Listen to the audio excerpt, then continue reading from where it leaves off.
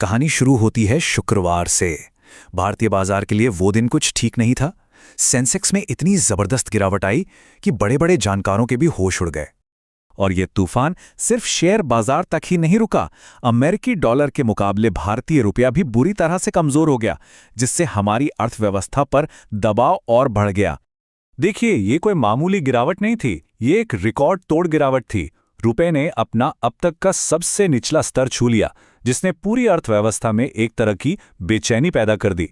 तो अब सबसे बड़ा सवाल यही है कि भाई अचानक ऐसा हुआ क्या जिसने बाजार को इस तरह से हिलाकर रख दिया। चलिए एक एक करके इसकी परतें खोलते हैं। ठीक है, तो सबसे पहले ये देखते हैं कि इस गिरावट का असर कहां-कहां और कितना गहरा हुआ। और ये बिकवाली सिर्फ भारत में नहीं हो रही थी। मुंबई से लेकर न्यूयॉर्क तक दुनिया भर के बाजारों में बस लाल रंग ही दिख रहा था।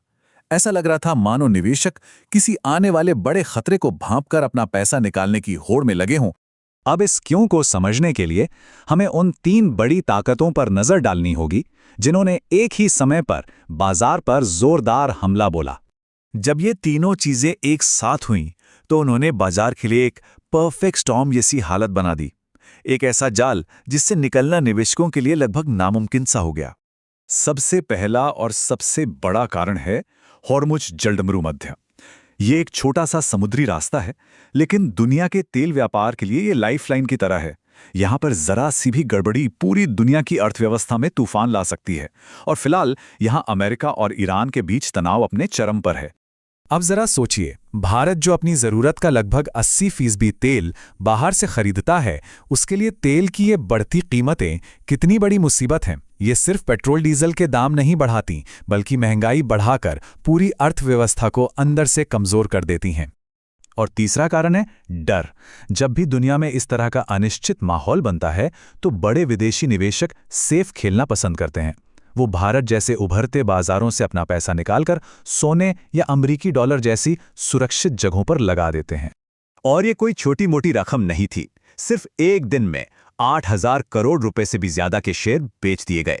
आप अंदाजा लगा सकते हैं कि बाजार पर इसका क्या असर हुआ होगा।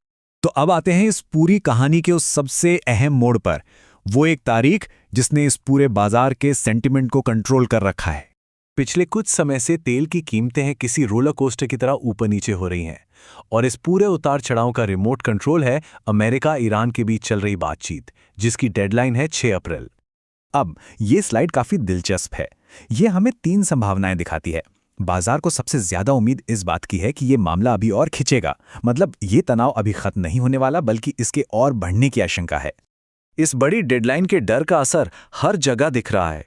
निवेशक अब शेयर बाजार जैसे जोखिम भरे निवेश से पैसा निकालकर सोने जैसी सुरक्षित चीजों में लगा रहे हैं। इसी को कहते हैं फ्लाइट टू सेफ्टी। हमारा रुपया अपने अब तक के सबसे बुरे दौर से गुजर रहा है। रिजर्व बैंक इसे संभालने की पूरी कोशिश कर रहा है, लेकिन डॉलर का दबाव इतना ज्यादा है कि रुपया संभल ही नहीं पा रहा है। और ऐसे मुश्किल समय में सोना हमेशा की तरह एक सुरक्षित किले की भूमिका निभा रहा है। जब भी बाजार में डर फैलता है, लोग सोने में निवेश करना सबसे बेहतर समझते हैं, और इसी वजह से इसकी कीमतें आसमान छू रही हैं। और क्रिप्टो बाजार का हाल तो और भी बुरा है। ये जो डर और लालच का इंडेक्स है, ये बताता है कि निवेशक कितने डरे हुए हैं। फिलहाल ये 11 हफ्तों के सबसे निचले स्तर पर है। साफ मतलब है कि लोग क्रिप्टो में पैसा लगाने से बुरी तरह घबरा रहे हैं।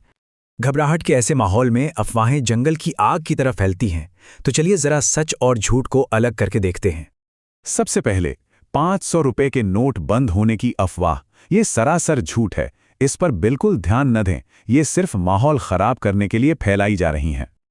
और दूसरी बात, अगर वित्त मंत्री का कोई वीडियो दिखे जिसमें वो किसी शानदार इन्वेस्टमेंट स्कीम के बारे में बता रही हैं, तो सावधान हो जाइए। ये डीप फेक वीडियो हो सकता है, मतलब एक नकली वीडियो जिसे एआई की मदद से बनाया गया है। इसका मकसद सिर्फ लोगों के बैंक खातों से पैसे चुराना है। तो सार ये है कि अगले हफ्ते इन तारीखों और घटनाओं पर पैनी नजर रखनी होगी। बाजार की अगली चाल इन्हीं पर निर्भर करेगी। तो आखिर में सवाल यही बचता है कि क्या ये सिर्फ एक छोटा मोटा तूफान है जो गुजर जाएगा, या फिर ये एक नए अनिश्चित वित्तीय दौर की शुरुआत है। जवाब तो वक्त ही देगा, लेकिन एक बात साफ है, आने वाले दिन बहुत ही अहम होने वाले हैं।